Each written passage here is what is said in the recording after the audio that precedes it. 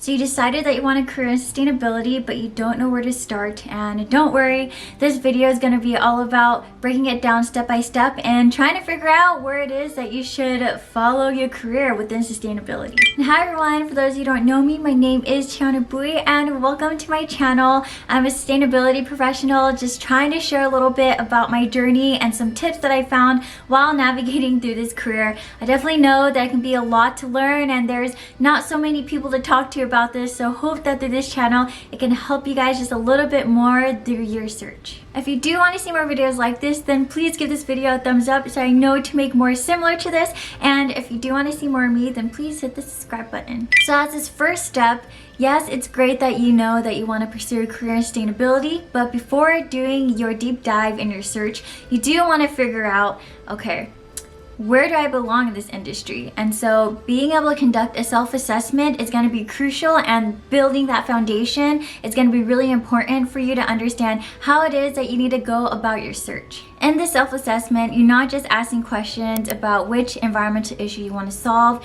you're also asking what are your interests, what are your skill sets, what comes most easily towards you when performing tasks, which types of management skills are you going to be most happy with?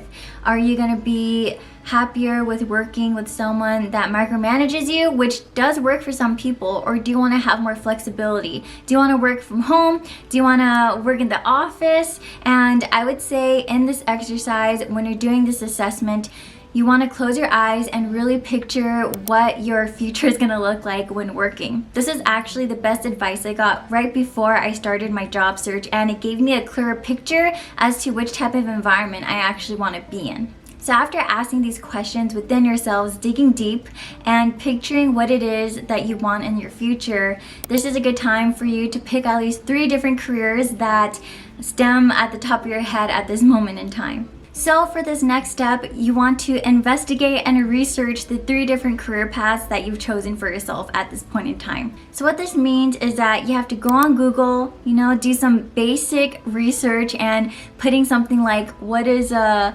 sustainability analyst do in the energy sector, and digging more into that. I know there's a lot of different blogs out there where it describes a little bit more about what the day in the life could look like, and it would probably be a good idea to go onto YouTube and figuring out if there are videos like this out there that describe that as well. If you're interested in understanding what the day in the life looks like for a sustainability analyst in consulting who helps corporations, then I'd recommend for you to check out one of my previous videos. And there's another day in the life if you aren't interested in understanding what a sustainability manager does in the consumer product space.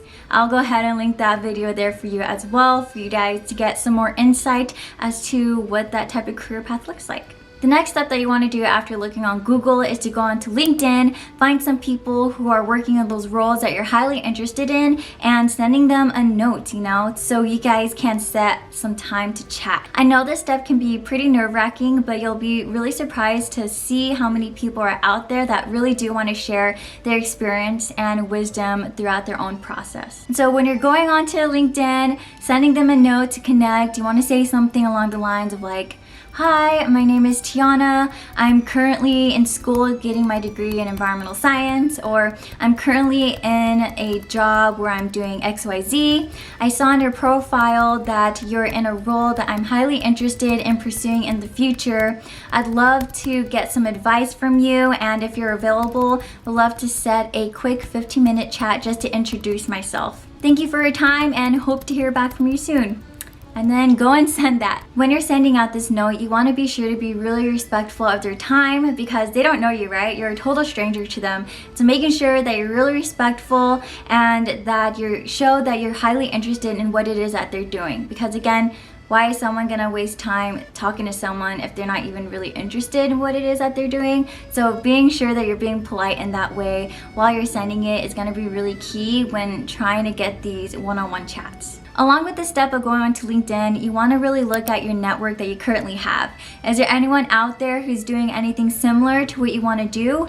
Because chances are, if they would be more than happy to share everything that they've been learning with you. And alongside that, if they are in a career and have experience in things that you want to do, they'll most likely refer you or give you a really good leg up while applying to this next job or internship. If you're still in school, you want to go to your career team, and I really do feel like this service is totally overlooked while in college, because even for me, I didn't use it too much until I went to grad school. They're getting paid to help students like you figure out what it is that they want to do after college. They've probably seen hundreds and hundreds of students before you going through the same process and probably have the best tips and advice for you guys out there. So, you know, just setting a quick 30 minutes to an hour, just talking to them at least once to see how it is that they can help you through this journey. So before we begin into the next section, just letting you guys know that if you have some more time to deep dive into this, I've provided a resource down in the link below that I've created, and it goes over all the steps that we're going over today in this video, but then also has some more concrete questions for you guys to deep dive into things and to really figure out and help and align what it is that you want out of your career. So in this next step, you really want to take all this information and reflect and assess and synthesize everything that you found. You want to see if the career paths that you are interested in actually do align with what it is that you're finding in your self-assessment. And so some questions that you might want to be asking yourself is maybe like, hey, what is it that you find the most interesting out of these career paths, and what is it that you don't find so interesting? Are you able to do the work that you want to do but then also don't want to do?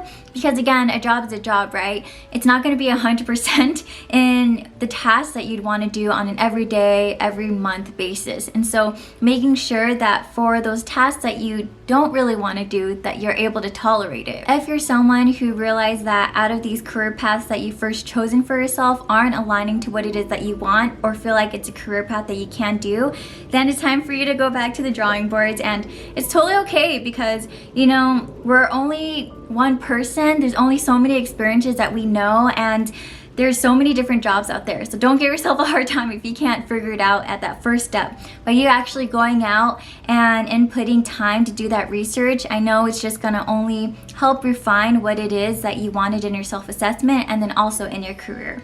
But if you are someone who realized that by this time, hey, yeah, you know, all these career paths, these professionals that I talk to, they totally align with what it is that I want for my self-assessment, then congratulations, you found some type of path to start your journey in. And if you are that person, I would lead you to step 4, is to figure out the gap analysis between those jobs that you're really interested in and figured out that you want to do versus what it is that you need. During this step, you need to revisit the job search sites such as LinkedIn or Indeed, and you need to find a job posting that is what you want to do. And when you're doing this, you're not just going to find one job posting, you're going to find several job postings for the role that you want, and you're going to find out what those patterns are to identify the common skills across all the jobs at different companies that you'll need to be successful in this role. The reason why they want to do this is because if you do have some skills that you're lacking in, you want to be sure that the ones that you invest your time in to learn are going to be useful across different types of companies, right? And so making sure that you're doing this gap analysis is pretty crucial. So something that I can share about this industry is that it's still relatively new, and so if you are more early entry into this industry, what's great is that even if you don't have all the skills out there, then it's okay, because employers are more willing to teach people who want to do this, as long as you're able to meet at least half of the skills, right? And then for the other ones, being able to translate your experiences and skill sets in other areas to make sure that you can perform really well in this new role that you want. I do get a lot of questions about needing certificates if you don't have any experience at all. And I mean, if you have zero experience in this industry, getting a certificate would help you, and getting a master's would help you, but it's not necessary, right? There's a lot of people who do come from different areas outside of sustainability who do come in, and it's that they are able to translate their skills. So short answer, you definitely don't need a certificate, but if you are more early entry, again, professionals in this industry are more willing to train you guys, so you guys will be up to speed with everything. Okay guys, I hope that was helpful. Again, if you do have some time to check in with yourself and really dig deeper into these steps, then I've linked the resource I created down in the link below, and hope that you guys, you know, stay positive in your journey. It's never linear. I wish it was linear, but what would life be if it was? So don't worry, we're on this journey together. I'm still even figuring out myself sometimes, trying to reflect, seeing if it is what I want in the future. but we got this. If you do have any questions, then please leave a comment below. But until next time, guys,